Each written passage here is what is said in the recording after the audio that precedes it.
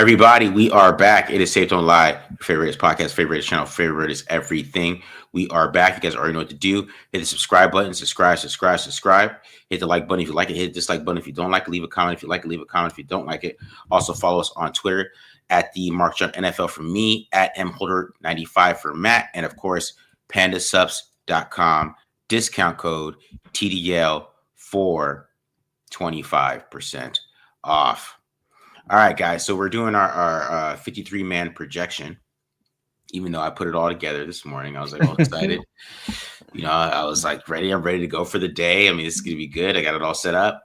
And then they went on signing crazy, like and cutting guys. I don't know, like the practice didn't even start. Like, damn, waited right to the first day of training camp and they just went nuts. Yeah, a little personal frustration. Like this is like for those to peel back the curtain a little bit on SB Nation Silver and Black Pride. Bill is out the last few days. He's on take his last little vacation before training camp starts, and of course that means I have to take care of all the news. And of course they decide to dump 5 signings on me within like 45 minutes, and not just like all at once, like one here. So I'm constantly going back and updating the article. Yeah, and I'm like, you guys had 6 weeks to do this, and you decided to do it today. Just my luck, but yeah, man. Privileged life I live, but there are some frustrations where you're like, damn it, it just gets a little hectic and it gets crazy. But yeah, it was weird because, like I said, they had all this time, and we heard literally nothing over the last like 5 to 6 weeks. Like people were asking me in the mailbag column, like, do you think they're going to sign a safety? I'm like, well, we haven't even heard them bring in anybody for a workout. And then, yeah, literally the day veterans sign or report for training camp, veterans get signed. I mean, and for a few of the undrafted rookies that they cut today that have been there for the last 4 or 5 days, it kind of sucks. But yeah, that is crazy. It was a nice little flurry there. I don't know how many are going to move the needle much, but I don't know. We'll get into that in a second here. Yeah. I don't know how much you're really moving the needle, but it's like they just went crazy with it. You know what I mean? It wasn't any big players. I guess, Jamal Adams is the big name. Yeah. But I don't know if he's a big player anymore. Like the name is great, but is he the same player? I looked on just Pro Football Reference, and the dude hasn't played in like 3 years, really. You know what I mean? Yeah. He hasn't played. He's played like 15 games in the last 3 seasons, something like that. Yeah. So it's nothing like to get crazy about it or anything like that with some of these signings, but yeah, it was interesting from that perspective, trying to see like who they were going to bring in, but then they cut a bunch of guys. I mean, most of the guys we were going to cut anyways. So probably, all the guys they cut, we were going to cut. So I felt like the one guy that was kind of surprised. There was actually 2 that were kind of surprising me. Mello Dotson. Like I felt like, but he was one guy that both of us kind of circled. Like how we don't know how many undrafted free agent guys they're going to keep on the roster, but he was one of them. Mm-hmm. My guess would be they just didn't trust him at nickel, and they had that greater need, so that's why they kept a guy like Grady Vance over him. And then Jalen Walker was the linebacker who I thought was one of their better undrafted free agent signings. And like they had another linebacker that they could have gotten rid of if they felt like they had too many people on the roster. His name's slipping my mind right now, but like I was kind of shocked that they would let him go, because he was a guy that I think some people felt was like at least draftable. Obviously slipped through the cracks. Yeah. Good coverage guy, but those were the only 2 that like that really like stood out to me. That being said, I had both of them off my 53-man, so at least initially. Yeah. So we're live here today, guys. So we're going to be going through the 53-man roster, kind of just how I did it. Basically, what I did, Matt, is I looked at yours, and I didn't think it was going to be that much different. So the ones I disagree with, I put my disagreements. All right. See how I did it. So sounds good. You see, so this is Marcus Sane. I'm just Marcus Sane. All right. Let me see. Because I was looking at it, it's like I could put this all together here, and I could but I would just probably be doing the same stuff for most of it, because a lot of the things you put, I was like, I agree with that. So, what were some of your thoughts when you went through the 53-man projection of the team overall? I mean, we'll get into it too, and I know you texted me off the chain about it, but defensive tackle is an interesting position. It's not one that I think is like a super like strong position for the Raiders, but they have a lot of like interesting like young projects where it's like one of those guys is not going to make the team unless a guy like Tyree Wilson ends up being a surprise cut, which could very well be the case. But yeah, one of those guys, whether it's Jonah Lalu, maybe one of the draft picks this year, JJ Pegues or Tonka Hemingway, ends up not making the team because there's a lot of bodies in that room that like someone who we may not be expecting or we're expecting like a few days ago to not make the roster is going to end up getting cut. It's just kind of the nature of the beast. It's just trying to pinpoint who it's going to be over the next month. So that was one of the things. I think a lot of this was probably one of the easier ones I did. Then again, kind of kept it pretty chalk with the limited information that we've had so far, and we'll get more. And I think that'll make it a little bit more difficult to evaluate. But yeah, there weren't like a ton of spots where I'm like was sitting down and debating. Linebacker is another interesting one. I initially thought when I first started doing it, I thought I was going to have like a guy like Devin White off the roster. But spoiler, had him end up making the team just because of the way it worked. And then the one guy, again, like I was talking about, who I thought might push for that last spot and give it a competition was going to be Jalen Walker. So, and he ended up getting cut already. So I guess I was a little off on that one. Yeah, I agree.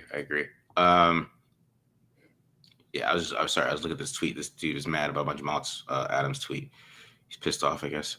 As I said, Jamal Adams is old. That's what he's old. He is old. He's like, what? I don't care. Anyways, so see any questions here? Let's get a couple questions and then we'll get into this, dude. So, drama-free offseason, times are changing.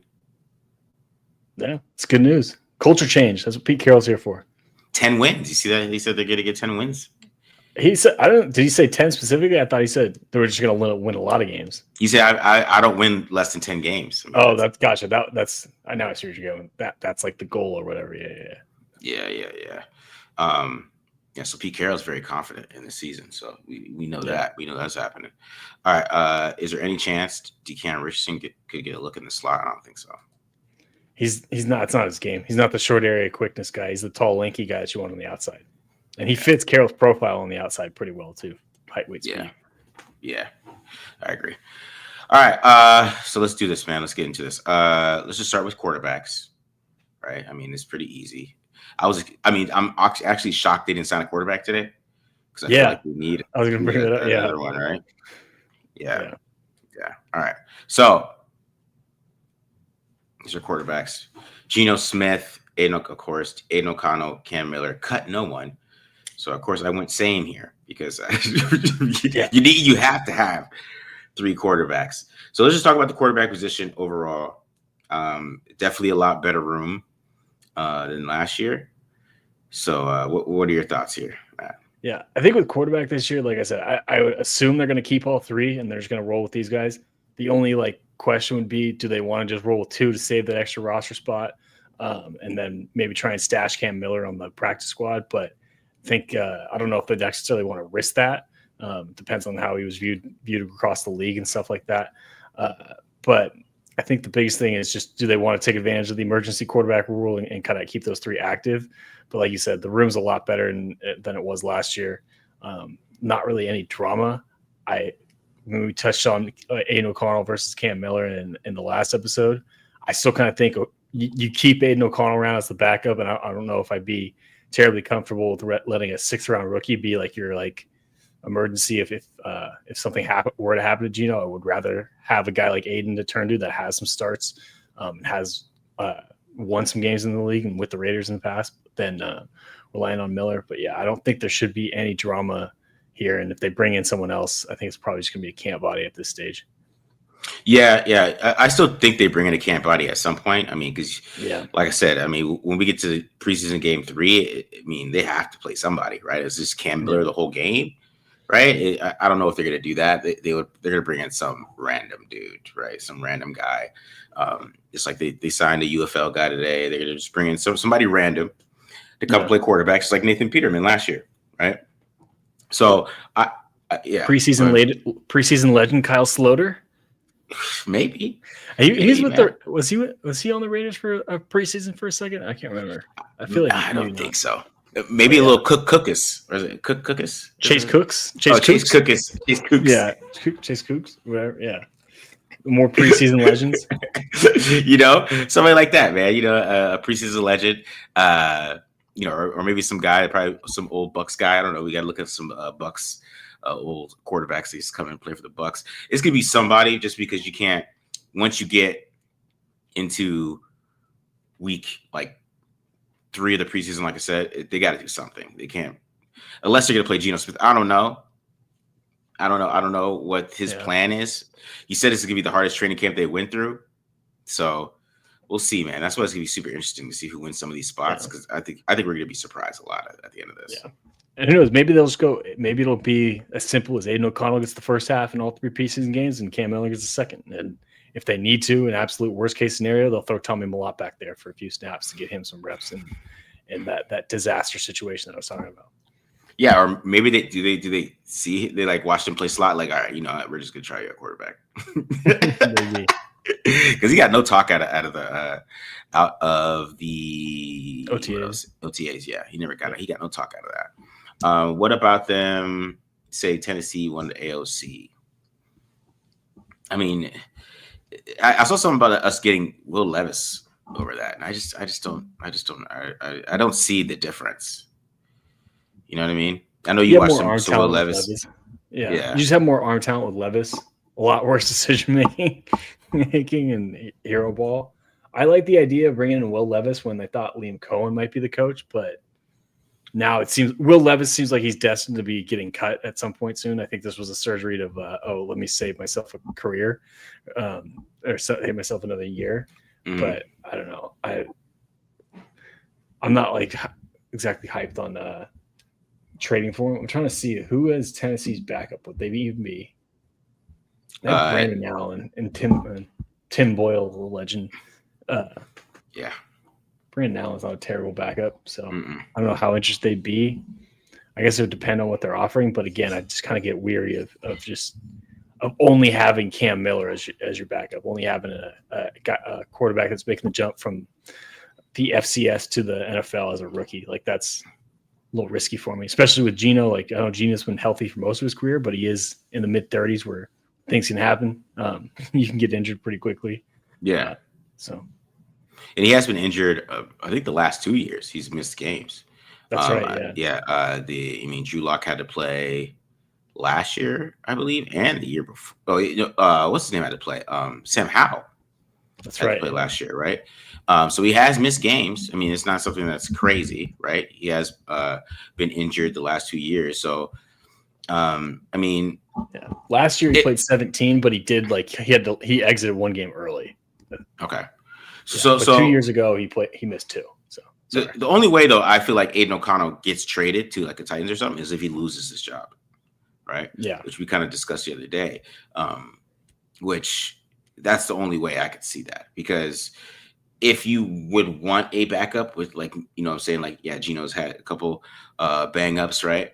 I mean, you'd rather have Aiden O'Connell play, right? Because you just know what you're gonna get.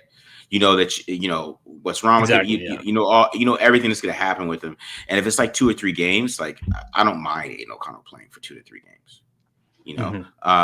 That's how I would look at it. But if he like completely loses that job, then I'm like, okay, you can trade him. And go ahead. Yeah, I was gonna say, and I mean, I'll walk back what I just said. If Cam Miller comes out and lights it up in the preseason, lights it up in training camp, then then at least we have a bigger sample size to know that he can carry himself a little bit. It's just right now with the information we have, I would be more wary.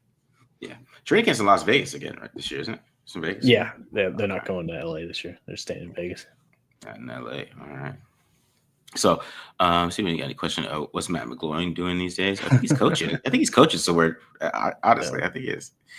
Or do they legend? Yeah, or do they try out Tommy at quarterback?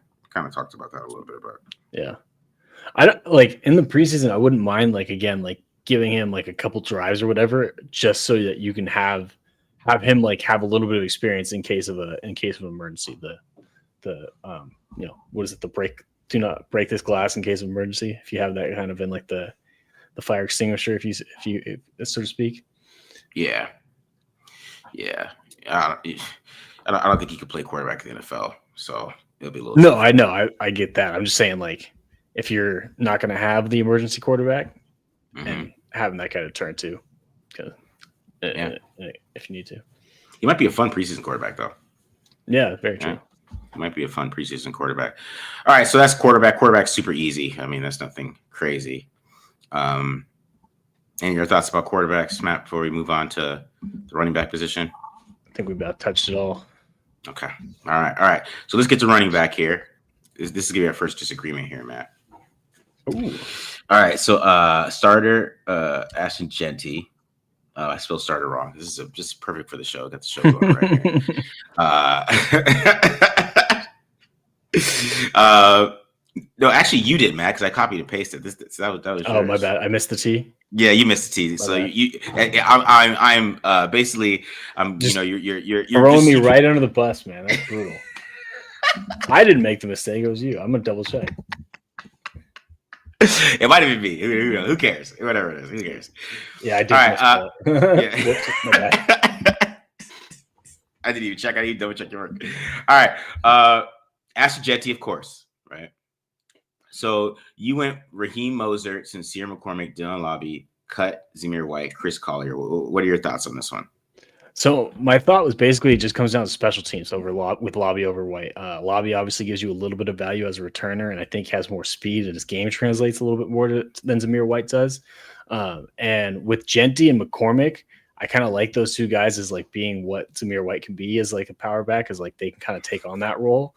And I just look at it as seeing like Dylan Lobby, like he can at least catch passes out of the backfield. And I think he just brings something different. Whereas Zamir White, part of it's kind of just exhaustion. I feel like we've seen enough from him.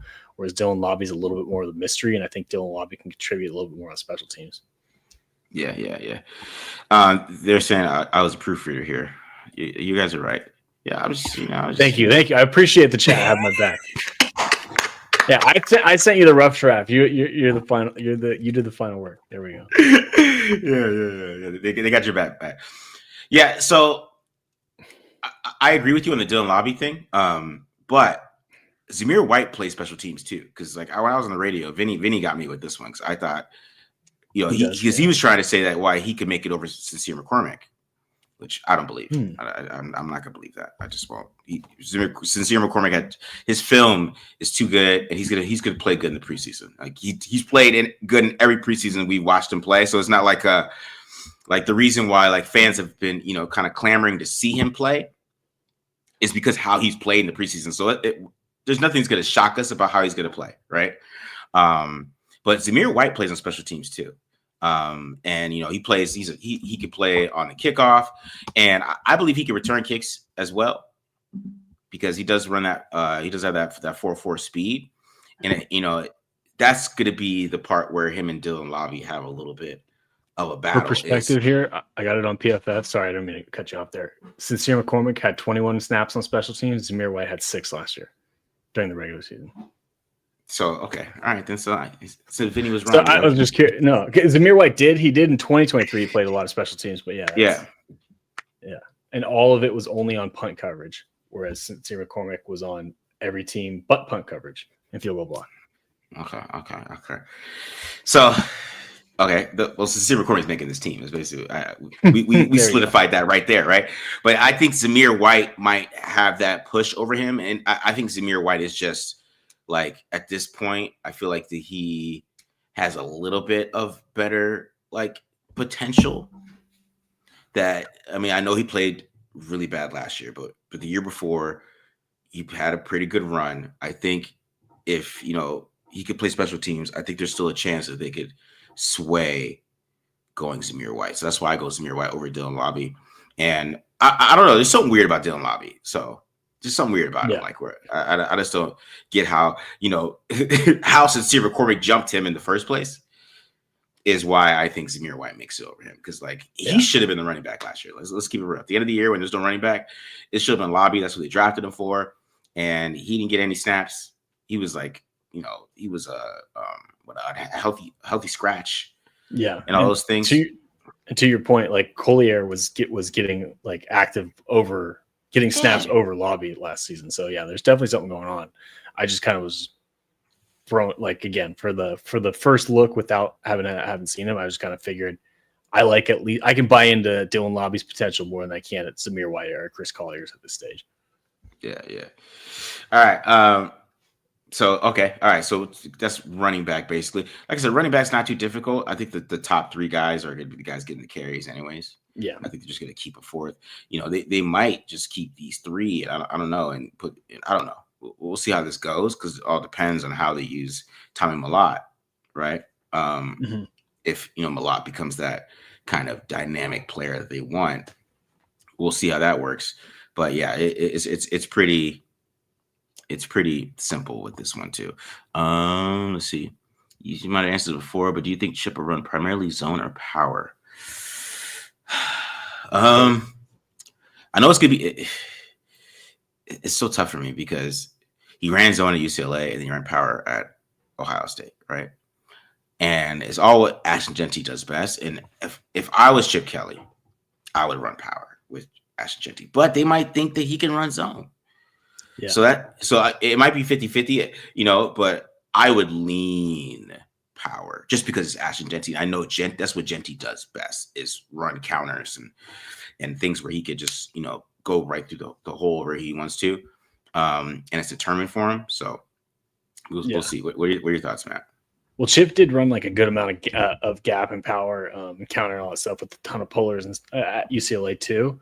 And I think it's kind of going to be a good blend of both systems. I think that's one thing that I really respect about Chip Kelly. And I think one thing he's grown from his Philadelphia Eagles days is he realized like, hey, I can't just have a system and just expect everyone to get into it. Like I got to adapt to what my players' strengths are. So I think you're right. I think he might, take obviously training camp and maybe a few weeks into the season to kind of really figure out what Ashton Genty does best and what the offensive line does best. But I think he's going to be good enough that he's going to recognize what his players do well, and he's going to lean on that more than anything. And I think he can do both, or he has both a history of calling both types of plays, like you mentioned. And I think Lincoln Kennedy was actually talking about it on upon further review that that what he was noticing in OTAs and stuff is a lot of the inside runs were gap or man runs and stuff like that, and then the outside stuff was all outside zone, which has become pretty popular in the NFL, especially with the emergence of duo, and that's kind of what the Shanahan tree has started to lean on. They still run a lot of the outside zone concepts when they want to run outside the tackles and towards the perimeter, and then when they want to run inside, they go a lot of gap runs. Like if you look at the splits on PFF and stuff like that, McVay and Shanahan have kind of balanced it out where they've actually technically leaned more on gap runs in the last few years. Yeah, especially McVay. Do you carry the scheme to the running back or the O-line? I say running back. So yeah, I mean, ideally they go hand in hand, but yeah, you want to rate the running back, feel comfortable. That's what I say. But then if you have a running back that does that, you have to go get the offensive line to do it. So it kind of just works hand in hand. You know what I mean? All right, wide receiver. I just went same with you here. I did add the new guys, but they're getting cut anyways. So Jacoby Myers, Trey Tucker, Dante Thornton Jr. Backups, Jack Bech, Tommy Malott, Colin Johnson. And then, all the other guys get cut. You got Cedric Jackson, Philip Dorsett, Seth Williams, Alex Bachman, who you had highlighted, Keytron Jackson Jr., and Kyle Phillips. Why'd you highlight Bachman? Do you think Bachman can sneak on this team? So to clarify for everyone, the highlight or the underlying guys in these, basically what that is like either that if they end up keeping one more or one less player at a position group, that would be the guy that I'm saying is on the bubble, or the other way, or it also can be like this is the guy that I think would be the next one, like the seventh wide receiver in the scenario, so just misses the team. Really, more than anything, I just know the most about Bachman, and I know he can block. So that was kind of what I was figuring too. This stage, like the wide receivers, like when we get to the depth, like I don't know a ton about them. I know a little bit more about Philip Dorsett because he's been around in the NFL now that they signed him. And a little bit about Kyle Phillips too. Kyle Phillips was the other guy who I kind of considered, but they just have so many slot guys with Jacoby Myers. Trey Tucker can play in the slot a little bit. They've been training Jack Bech in the slot. I think Malott ideally will be a slot receiver too. So I just kind of figured that would keep. I don't think Kyle Phillips would necessarily fit into that because what I know about him and where he's kind of been best in his career, from what I can remember. So that was the biggest thing. And then Colin Johnson would be the sixth receiver up there, and he's just basically the reason why I have him up there is because he's 6'6", 220, and he brings something a little bit more unique than anyone else on the roster. I mean, I guess you could say Dorsett now with his speed, but I think you have that in Trey Tucker, and we've already seen how Philip Dorsett fits in Las Vegas before. I was very shocked to see that they opted to bring him back. Yeah, I thought the Philip Dorsett signing was interesting. I feel like that. I mean, I don't know what he's going to do. I mean, they have Trey Tucker and Dante Thornton Jr. Like, they don't need any more speed, really. Tony Millott is fast as hell too, right? They don't need speed, right? Colin Johnson, it was interesting because I forgot that he's on this team, but he does have a little bit of talent there with catching, contested catches and stuff like that. He has that talent. I think Jack Besh, and Thornton are going to be, working out a little bit now that, I feel like that they're going to be mixing those four, the top four here. They're going to be the main guys kind of mixing around all season. The only guy that, I mean, besides Bachman, because Bachman's a special team guy too. That's why he could sneak in over Colin Johnson maybe, and shock us just because it's Alec Bachman. And he's going to, play special teams. That's what he does.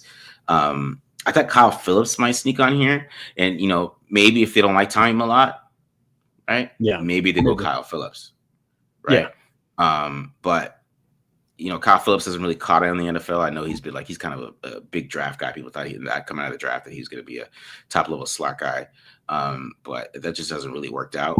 But yeah, this one seems pretty set too. It's just more about who's that sixth guy, and It might be Alex Bachman too, just because the special teams. But yeah, you'd probably rather go Colin Johnson because he could actually play wide receiver if somebody got hurt. And Alex Bachman's out there playing wide receiver. It just, I watched that Aiden O'Connell versus Steelers game. It just doesn't. It's not a good look. We got 81 out there, and I think he's a tight end. He's out there playing wide receiver. It's just not a good look. You know what I mean? So you got to go with. I would go with Colin Johnson too over them. So yeah, but Bachman's. He's just a wild card because he's just a special teams guy that always finds his way on a damn football team. Yeah. I think you're right. I think the battle here is for that last spot. That's kind of up in the air, and then between Betch and Thornton for maybe that wide receiver 3 role. I think that's kind of real competitions here. Yeah, for sure, dude. For sure. They said Betch moved it back up. Yeah, I mean, pretty much. He was already moved it back up, wasn't he? He was already working with the second team. Yeah, he was working with the second team. Like it from what it seemed like from the reports from the spring, like Thornton was ahead of Betch a little bit on the depth chart because they were. If correct me if I'm wrong, Betch was primarily like the backup slot behind Jacoby Myers, if I remember correctly, right? That's where they were using that's where they're using primarily. Now that could change in the next few weeks, and I think that could easily be flip flopped by the time it's all said and done. But as of right now, it seems like that's the rotation. Yeah. I don't see any questions here. Welcome back, Fraud Trot. He's been away all the way from Australia. What time is it in Australia right now, man? Probably in the morning. This is perfect for you. You're in the right. I was going to say, I feel like they're like a 12-hour or something like that. Nice. Yeah. What's tomorrow like? Yeah. What's happening tomorrow? Let us know in the future, right? For sure, dude. All right. Tight end. This is pretty simple too. Brock Bowers, Michael Mayer, Ian Thomas. I went same here. I don't know who's harder running these days. He's running and Pat Conroy are undrafted guys, undrafted rookies. Yeah. Okay. I think they're both. I think if I remember correctly, both of them were kind of the blocking types. Maybe they'll play some fullback kind of role. But yeah, the biggest question for me here is, are they keeping 3 or 4? If they're keeping 3, I don't think it's much of a question. They've talked up Ian Thomas quite a bit. Yeah. And if they keep 4, I think Justin Shorter is probably the guy that gets the bump, just because he was like at least around last year, kind of been developing a converted wide receiver. But he's kind of the other one. I don't know. I mean, Kadar Ismail, your guess is as good as mine. And the 2 undrafted guys, again, I think probably more your fullback converts. I think they might be competing more with each other than they are to really make a roster spot. They seem more like practice squad guys that they're trying to develop, trying to figure out which one can maybe hold their own a little in the ground game. Yeah, I think if it was somebody else, it'd probably be Justin Shorter. Somebody said that Q Ismail, he thinks he could beat out Ian Thomas. I'm not too familiar with Ismail. Is he related to Quadric? Sorry. I don't know. But yeah, with this one, it was pretty simple to me. Justice Shorter, when he played last year, I mean, he wasn't the best blocker in the world, and he always felt like that. I wanted to see him catch the football because he just looked like he was big and fast. I want to see how much he can move. So, I think that this is pretty much set. You know what I mean? So, yeah, they are saying that it's Quadri Ismail's son. So, oh yeah, I got it. Yeah, okay, interesting. 6'7", 232. Huh? Good size. Yeah. So he's probably like more of a move tight end than if he's only 232, huh? He's probably like a move. Yeah, it says he originally played quarterback at Villanova before converting to wide receiver and then transferred to Stanford.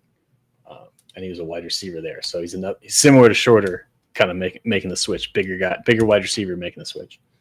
Yeah. So what's happened? Did Noah Fant get cut or something like that? That just happened? He got cut yesterday. Oh, by the Hawks. Could they go Noah Fant? That'd be.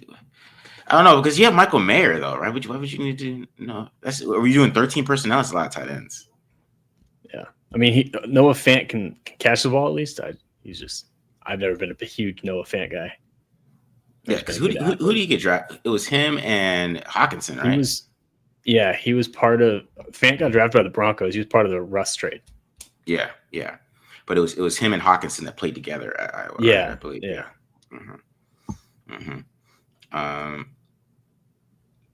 You got a couple guys in here. My dude Ray Trace from Georgia, so it's 11, but it's at 1:00 in Australia. PM. Yeah, 1 p.m. on a Wednesday already. Crazy. Yeah, he's at the perfect time to watch this. There you go. All right. Yeah, tight end is pretty simple. I do think there's gonna be a lot of 12 personnel though. That's why I feel like at wide receiver they're not gonna add too many guys that we think could go crazy there. They might even go 5 at wide receiver just because they're gonna use these guys a lot. I believe. I just got a feeling. I got a feeling about that. Yeah. Does Fant have injury issues or weight problem? I don't. That is weird. He got cut because he's not that bad. That's weird. I think it was more his production doesn't match his pay. Oh, yeah. That makes sense. He probably deserves to go somewhere else, though. Yeah. He'll get a second chance. I just don't know where it is. Maybe with the Raiders. I don't know. Oh, we got 1,300 to go on time. So what's that? That's 2:00. I got to do my Malaysia. Yeah, 2:00. No, it's 1:00. 1:00. Okay. Gotta remember that. My dad was in the military. I should know that stuff. All right. Here we go. Offensive line. So we got Colton Miller, Dylan Parham, Jackson Powers Johnson, Alex Kappa, DJ Glaze. I disagree with you. I just shot my shot on this one. I don't even know if this is gonna happen. I was shooting my shot. I was being different to be different on this one. Because so I just wanted to get some excitement to the show. It was too much the same. I wanted to be like that's what I was like. How can I bring some conversation here? So, and we got backups there, Mumford, Jordan, Meredith, Caleb Rogers, Charles Grant, cut, Will Putnam, Jared Hufford, Dalton Wagner, Gottlieb Ideezy. I mean, Parker Clements, and Lucky Tassi. And I went bold, okay? Because, I did read the report from Deshaun Reed that, Parham is a little bit on the fence with him. It wasn't like he's for sure has that job. So let's just I had the scenario that Munford beats him out and he gets traded, and then Will Putnam becomes because they need a center. If he gets traded, they don't have a backup center. So Putnam makes the team because he gets traded. So, but speak to why you had your 53 like that. So I just kind of kept it chalk for the starters. I wasn't putting much. I was more focused on like who's actually making the team than the starters. I just kind of listed it out that way. But I can absolutely see it. The only thing I'm shocked about is going with Munford over a guy Jordan Meredith, who we got pictured as the first backup to get a shout out on the picture too. But no, that's I guess you had Betch on there too. But yeah. But yeah, that was the only one that kind of like stands out to me from your thing. So what did you're just buying the hype on Munford at guard? Yeah, I'm buying the hype. They moved him there for a reason. Nobody else did. Why would they do that? And I could absolutely see Dylan Parham getting traded. In fact, I thought Parham. I was kind of surprised after the draft when they took Caleb Rogers that they didn't trade they didn't trade Parham sooner, especially because it seems like they're going to just give the right guard spot to Alex Kappa. So I can definitely see Parham getting traded if they don't think he's going to make the team or they don't want to keep him. So yeah, I can see that happening. I would just go with Meredith over Munford just because I know Meredith can play guard, and if we're keeping Shock right now, whereas Munford's a little bit more of a question mark. But the other thing is if Munford starts, who's your backup tackle? Is it Charles Grant, who love the upside? Don't know if I trust him if he has to play right away in case something happens to either Blaze or Miller. Yeah, I guess it would be Charles Grant would be the backup tackle, right? Or Mumford too. Or I mean, because then you could put Meredith at guard, and then Mumford could play tackle positions. I mean, they did bring in another guy. They brought in the dude from UCLA, but I don't think he's gonna make the team. Antonio Mafi. Yeah, I don't think he's gonna make the team. Connection to Chip Kelly, but yeah, I mean, again, still more of an interior guy who, if you're looking at any issues with the Raiders' offensive line, I think it's the backup tackle spot with your scenario where Munford is going to be projected to me as the swing tackle this year, and if he's going to be starting at guard, obviously now all of a sudden you need a swing tackle unless you really trust Charles Grant. Unless Charles Grant looks good in training camp. Yeah, and we won't know until like day 5 of camp. Really, that's the thing. We're not going to know that until literally till day 5 of camp. So when they put the pads on, they start hitting each other. We're not going to know. But yeah, I was just shooting my shot here. I was just making conversation here, man. No, I feel you. If that happens, that would be crazy. But it's a possibility, though. It is. I don't think his job is not set for sure. I mean, it's gonna be a competition for this. A lot of the offensive line. I think the only guy who really has his job set is Colton Miller. I think Kappa could lose if he doesn't look good in camp, right? But I know he's a big veteran, but he could, man. So Miller and JPJ, or are you saying JPJ's on the? Oh, JPJ too. My bad. Yeah, JPJ. I was gonna say, I'm like, I think there's 2. I agree with you. I just feel like it's just from me, just from what it sounds like Kappa's going to be the starting right guard to at least begin the season. I think so. Kind of like what they did last year with Cody Whitehair, where it's like Cody Whitehair knows the system or whatever. Cody Whitehair's a veteran, so I kind of started him. That didn't work out. That's a terrible example, but just saying when we're predicting it and how these NFL coaches operate. Yeah, at least Kappa played well against the Chiefs. Nothing Whitehair did. Nothing I feel. He at least played well against the Chiefs. Alex Kappa. We keep it Meredith or Parham. I mean, in that scenario, I think so. I don't know. It all depends. I mean, because they can get value out of Parham not starting. I just don't think you should have a guy like Parham on the bench. Yeah, people disagree with me on that, but like I don't think so. I also feel like Parham has probably more trade value because Parham was a higher regarded draft prospect, so another team could view him as like, oh, we can fix him kind of deal. Whereas Meredith, we know he has physical limitations. We talked about it might break down to him, the short arms and stuff like that. When undrafted, didn't really play until this past season. So I don't think you can really, if you're going to sit there at the end, towards the end of training camp and try and deal Meredith, I don't think you're going to get anything. You're not going to get any biters. Whereas Parham, you might be able to get someone who liked him as a draft prospect and thinks they can make something out of him. Yeah, I agree with that. When do you think Colton will get his contract? Doesn't seem to let a good tackle out the door. I don't know. I mean, it might be till next year, man. Yeah, I mean, it could be one of those situations where he signs in camp or in the middle of the season. That's not out of the question, but it is. I mean, him and Jacoby Myers kind of the same boat. Obviously Miller's a little bit more important, but yeah, it's weird that we haven't really heard anything or heard any updates on how the negotiations are going, which is usually the type of reports you get in this time of year. So yeah, I don't know. Wish I had a better answer for that question. Yeah, me too. All right. Could Caleb Rogers play tackle if the emergency break glass happens? I think so. I mean, yeah, he's probably more ready right now than Grant is. Again, I like Grant's potential. I think he's an athletic dude, and I think he can be a good tackle for you down the line, but I would get very worried if he's playing as a rookie. Yeah, for sure, for sure. All right, let's get into defensive tackle here. DT. I only had one difference with you here. But we got Max Crosby, Malcolm Kuntz, Tyree Wilson, Josh Joyner, and for defensive end, Charles Snowden is getting cut. Andre Carter, Ovi, I'm going to show that, and Jafari Harvey. And then for defensive tackle, we got Christian Wilkins, Adam Butler, of course, and then Leaky Fotu, Zach Carter, Tonka Hemingway, JJ Puigs, and you had Lalu getting cut here. So, yeah, man. So to talk about this a little bit. Yeah, so this is what I kind of hinted at the beginning is I just think there's got to be one guy. Like, if you look at this with defensive tackle, it's such a... Oh, my bad. Oops, I moved Matt. My bad. Oh, you're good. Are you back? You can go back. All right, yeah, I'm back. I'm back. Sorry, you're good. You're good. With the defensive tackle, it's such an interesting thing because, one, you got to figure out what the hell's going on with Christian Wilkins. It seems like he's out breaking down the Backstreet Boys and dancing. So it seems like the foot's feeling a little bit better out of the walking boot, which is a good sign. So we got a little bit of good news on that front, but so it's looking like he'll probably be ready for the beginning of the season. But obviously, if he stays on PUP, that's going to change this dramatically and throw Jonah Lalu back on the roster.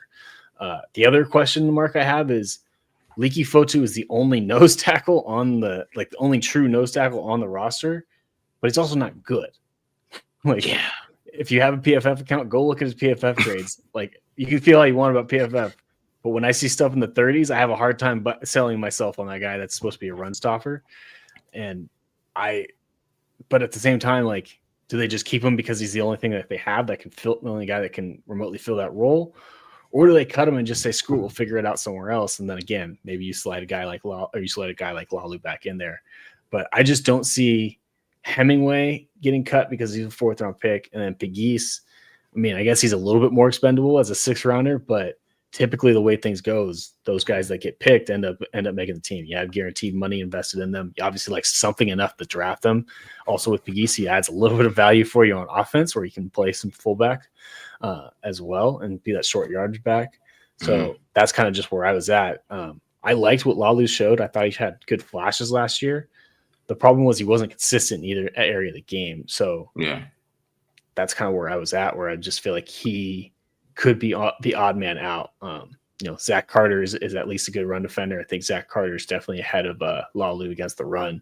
When I broke him down, he just doesn't offer you anything as a pass rusher. But so maybe Carter's the guy that ends up being the odd man out too. But ultimately, there's going to be one defensive tackle or one defensive lineman I think that surprises. Maybe it's Tyree because again, this is a contract. Heading into year 3 for Tyree. But we're 2 GMs. He was drafted 2 GMs ago at this stage. So if he's not producing, if he's not playing in the preseason, and then I can see him getting cut because he was bad in the preseason last year. He ended up playing all right during the regular season, especially down the stretch. But I don't know if you guys remember when I broke him down, he was getting worked by second string guys in the preseason, and I don't think he gets the benefit of the doubt anymore. Where with the brand new regime, where if he plays like he did last summer, he's gone. Yeah, to be blunt. So okay. So there's going to be a surprise here. So it's basically what I'm saying. There's going to be a surprise on the D line. But yeah, the other one I had that's kind of interesting would be Josh Joyner over Charles Snowden. I don't know how many undrafted free agents are going to make the team with 11 draft picks. That makes it a lot harder. But I think Charles Joyner has a little bit more pass rush potential than Charles Snowden, who he might be a better athlete than Joyner, but I don't know. He never really did it for me. He never really did much with the opportunities last season. I thought I know he had the game-winning sack against the Browns, but even that was more of a coverage sack, and he kind of just benefited from his teammates' work there. And Joyner, at least, I think, has a little bit more pass rush savvy that he could potentially take on that role behind Kuntz and Crosby and maybe contribute on a few passing downs every now and again. Yeah. I thought Lalu is make the team just because they're hyping him up so much. They've been hyping him up. So that's why I think they really like him.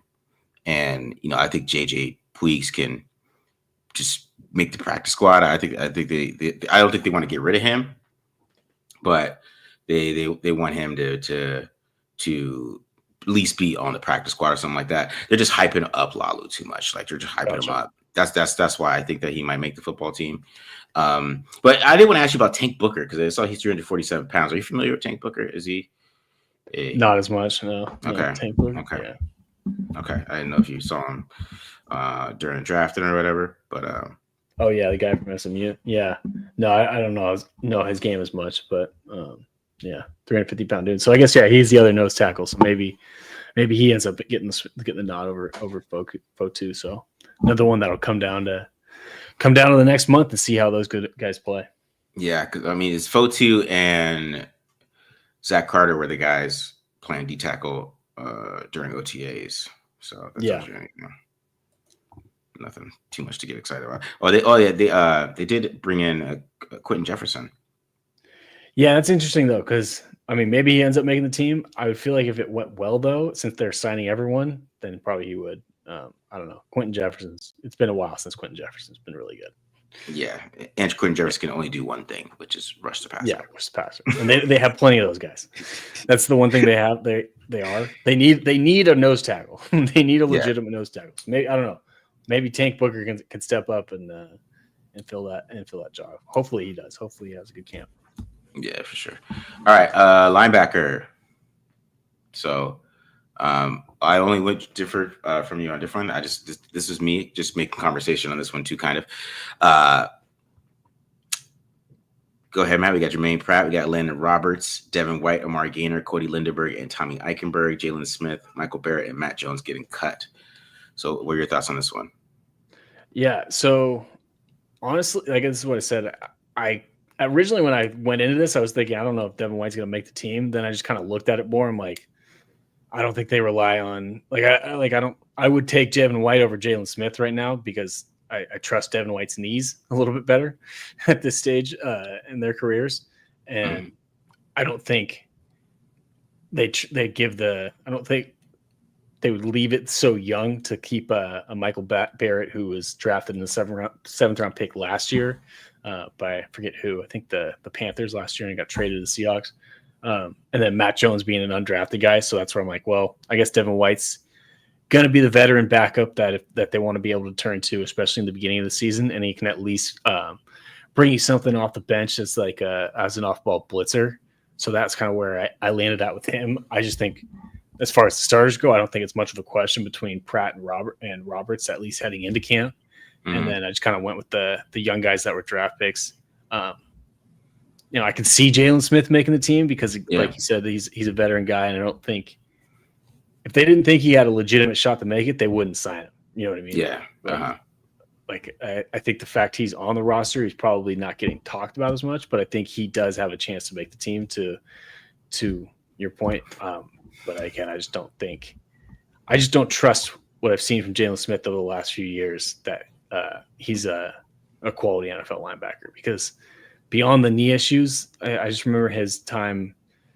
Was it with the Cow? I can't remember if it was one of his last few games against the Cowboys. Or what. It was like mental stuff. Like he's like fit into the wrong gap, like falling for like stuff that you'd expect like rookies to fall for, like and just in the wrong spot constantly. Like, okay, that's not your physical health. That just means you don't know what you're doing out there. That means you're running around like a chicken with your head cut off. Like, I don't get it anymore. So that's kind of where I was at. So. Yeah. I didn't really believe this too much, Jalen Smith over Eichenberg. I was just trying to be different. I don't believe it too much. I don't. Honestly, I don't. Yeah, because if anybody is going to make it over these guys, I mean, I feel like they have too many. Like they just brought in Jamal Adams. You know what I mean? Yeah, that was another point I was going to make. Is Jamal Adams like? If you remember, towards the end of his time with Seattle, like he almost started playing like a little bit more linebacker. Mm-hmm. So. If they bring him in and he ends up making the team, maybe they keep 5 linebackers instead because they have a guy that can basically play there and they keep the extra safety. So that's where I think the numbers could get a little bit interesting here and how many guys they want to keep with the recent addition of Jamal. Yeah, he had 9.5 sacks with Seahawks in 2021. So damn. That is so he played a little linebacker. He played linebacker a little bit. All right. Let's see here. So So Jimmy agrees with you. So just because they hype somebody in minicamp doesn't mean they're making the roster. So he might be right with Lalo. You know what I mean? Yeah, we'll see. So and only 12 games too, which is key to all of this. Yeah, you're right. And only 12 games. In only 12 What's games. That for Jamal Adams headline has sex in 12 games. Oh yeah, that's even nuts. Damn. Yeah. Whatever. What does that come out to? Like 2 every 3 games? That's pretty. Yeah. He's legit, man. He's legit. All right. So I mean, we got a good secondary question we'll get to after this. But we got the starters here. Only went different on one of them, and that's more hopeful. That's a hopeful one. Darian Porter, Eric Stokes, Ja'Cory Bennett, Kerryon Richardson, Darnay Holmes, Caillou Blue Kelly, because one of the guys you had cut with Melo Dotson, he got cut anyway. So you were right about that, man. Good job. I was right. Except I did mark Melo Dotson as my one guy that if they keep more will make the team. And I'm like, well, I guess that gets thrown out the window. Yeah. Great pick on that one, Matt. And then you got Caillou Blue Kelly, Greedy Vance, Sam Webb, John Humphrey. And it could be I went Greedy Vance over Darnay Holmes. And I really hope they go pure competition because I think Vance is just I think he's a beast. I think he's like a Mike Hilton type player, and I really hope they go with. I really hope they see that, and there's not a lot of buzz, but I hope we see that in games, and I hope he just balls out because I think he's a really good player. I really enjoyed his film, so I really hope that he gets the recognition, or they just keep him on the practice squad or something. Because I don't trust Darnay Holmes at slot.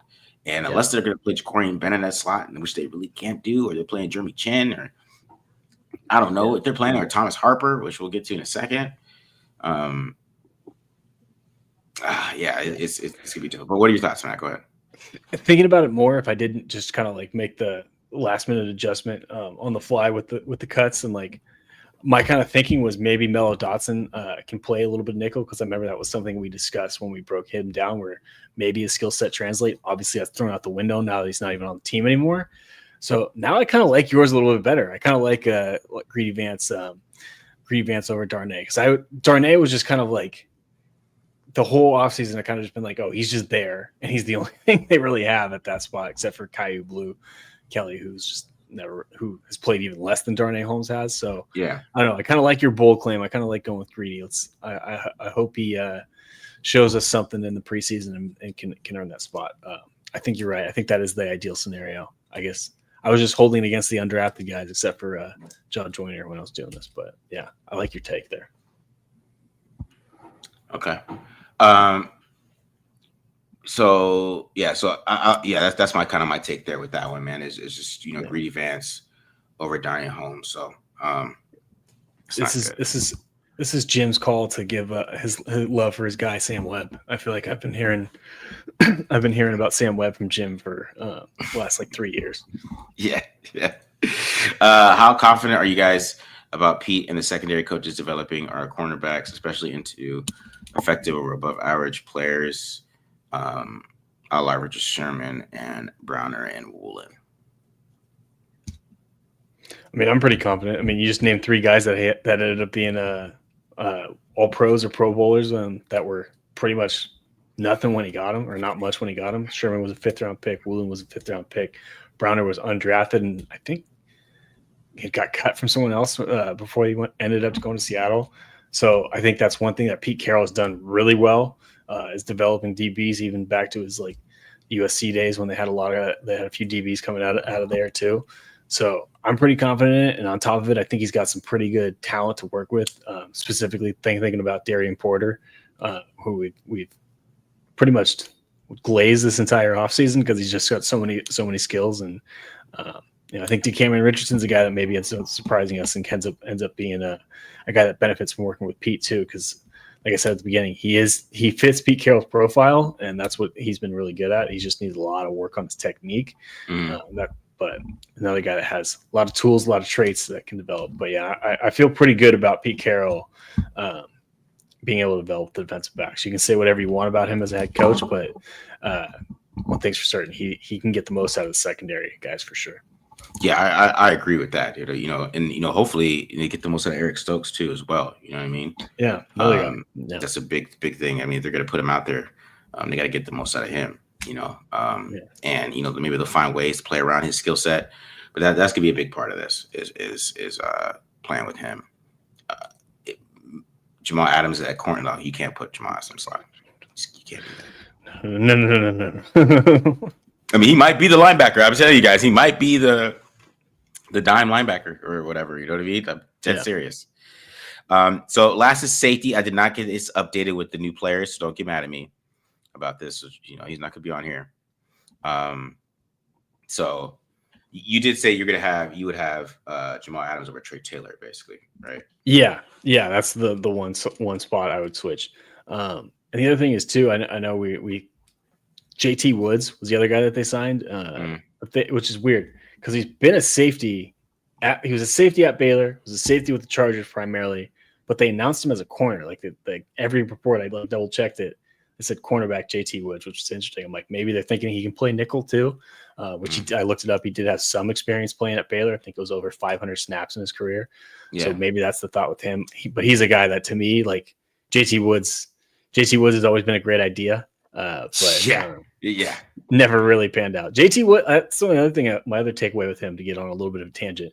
John Spytek and Pete Carroll are certainly buying into the Al Davis height, weight, speed theory, because Woods was 6'2", I think slightly under 200 pounds, and ran like a 4'3", or I think sub 4'3", if I remember correct, like 4'2s maybe. So they are certainly thinking of Al Davis when they're putting together this roster. Yeah, don't forget those 32 and 0.75 inch arms. Don't forget that. There you go. That's height, weight, speed, and length. Yeah. So I guess they think maybe he can play. Maybe you can play corner for him. So. Woods was. That's what I was gonna say. Woods was listed as a safety to the Raiders website. So yeah, he's just playing safety for them. But I mean, maybe it's nickel. But because the thing is, like, I mean, do we really want special teams that much that Lonnie Johnson has to make this team? I mean, they signed him for something like that. That's what they signed him for. I mean, maybe not. Yeah, maybe you're right. Maybe now with Jamal Adams, they take him out and they leave like Trey Taylor and Chris Smith to battle it out for the last safety spot. And if I had to pick between those two, probably go with Trey. But I mean, I was just, again, when I did this, Jamal Adams wasn't in the picture, and then just kind of rushed to do that. So maybe you're right. Adams makes it over Lonnie Johnson, but that would be it'd be an interesting safety room if they didn't have any really young guys that I think you want to develop that much that are under contract for long term. So it just wouldn't be. Harper is. Yeah, it just wouldn't be fun to go with Lonnie Johnson out there. I just think that would be a waste. He played like 6 defensive snaps last year, something like that. I mean, we couldn't even do film on him, right? Yeah, it didn't even make sense. Even in the year before, I don't think he played very much either. Yeah, you know what I mean. He's this guy. He's just not a guy that I guess he's. He'll be our down Levitt, right? You don't want him out there, but man, special teams. Yeah, you know what I mean. That type of guy, right? But Jamal Adams and JT Woods are gonna mix in here. I think Woods he didn't make the team last year. That he tried out with the Cowboys. He didn't make the team. So who? I mean, JT Woods. JT Woods, yeah, no, he didn't make the team. Yeah, he didn't make the team. So I just don't think that he's gonna make this team. But I know Jamal Adams is. I mean, they brought in Jamal Adams for a reason. Jamal Adams is not gonna come to a team to get cut unless he just gets hurt, which is a possibility. But I think that Jamal Adams is going to fit in here somewhere. As somebody asked if he's going to be play the nickel linebacker, he's going to fit in here some way, somehow. And Pete's going to think that he can get the best out of him again. So it's going to be an interesting part with Jamal Adams. I've always been a Jamal Adams fan. So I just think that he was a playmaker, and he just I'm saying, like 2021, when he's getting all those sacks and all this shit. He's fun to watch on film. But he's just been hurt for the last 3 years. Yeah, so it wasn't the best thing to him to get picked up. But I could see why why a lot of fans are hyped up it, just because he is that type of player that can make a difference when he is healthy. So you gotta hope that he comes back and makes a kind of what's the word I'm looking for? Rejuvenates his career. Career resurgence. Yeah. Yeah, career resurgence. There you go. That's a better word. Yeah. Jamal Adams is to Pete what Hoyer is to McDaniels. That's a good one. I like that. Yeah, I think Glenn tweeted out Pete Carroll just can't quit Jamal Adams, man. He just loves his Jamal. He got 2 first-round picks for him, right? 2 first-round picks for Jamal Adams. And look good at first, and then he's just like, I have a hard time trusting guys whose bodies start falling apart before they turn 30. Yeah. Any chance that Chin moves to the slot? I mean, I think I think when they play the Chiefs, yes. Yeah. Say that. Yes. He can hold his own against tight ends. He can do that. I just don't trust him against slot receivers. So I think he'd be more of like your like traditional strong safety than like a nickel back. Whereas Thomas Harper's a little bit quicker, and Thomas Harper actually, like, because of his size, doesn't have as great of a matchup with tight ends. But Jeremy Chin, can he play the slot? Well, he can cover tight ends if that answers your question. Yeah. This whole team's built to beat the Chiefs, guys. So you got to think about it like that. Chin is here to guard Travis Kelce in the slot. Yeah. Might go 2-15, but we're gonna beat the Chiefs twice, damn it. Yeah. Chiefs, Chargers, Broncos, 6-0. I don't know any other teams, but we're beating them. You know what I mean? Was it what year was it? Was it the Hugh Jackson year where they swept the division and missed the playoff? It was that was Tom Cable. Tom Cable, that's right. Yeah, they swept the division and still missed the playoffs. That was great. Yeah. All right. Any other questions we got in here, guys? I don't see any other questions. So yeah, that's our 53-man projection. We had over 900 people based off Twitter and YouTube together. So yeah, we're back, man. It's football season. We're back, guys. We're back. We appreciate you guys joining us, and welcome back after you guys had your summer vacation. After enjoying our camp battles and all our filler content that we had to fill in from basically from June to August to right now, right? Filler content's done, guys. We got football here. We're going to talk about training camp. Get some training camp reactions this weekend. It's going to be all reactions, and until we get some preseason, and then we get brand new film. I'm excited about that. New film is coming. It doesn't have to watch 2024 anymore. New film is coming. I'm going to do. I got my top 32 quarterbacks coming up, so to be able to look on that, guys. I got my top 32 quarterback rankings coming up. As soon as I finish Jared Goff, and I should be Jared Goff and Kyle Murray and Baker Mayfield. I got 3 left. Oh, and Josh Allen. I got 4 left. So I'll get through those guys. Wait, how do you're doing a top 32 quarterback and you leave off 4 like big name quarterbacks for the end? I go by graduation year, but I already watched Stafford earlier. I gotta watch Aaron Rodgers too. So 5, but I started at 22 and then I go down, and then Gotcha. So I'm going down. So I haven't got to Josh. And then I did Patrick Mahomes when we did the Chiefs breakdown. I did some Patrick Mahomes. So just made it. I kind of mixed in those AFC West ones. I got my Bo Nixon. I got my Justin Herbert in. I kind of cheated, Matt, but it's okay. It's okay. It's all right. All right, guys. Hope you guys enjoy this. And we're out of here. Like I said, we'll be back this weekend talking training camp. So, guys, enjoy this episode. Have a good one. Peace.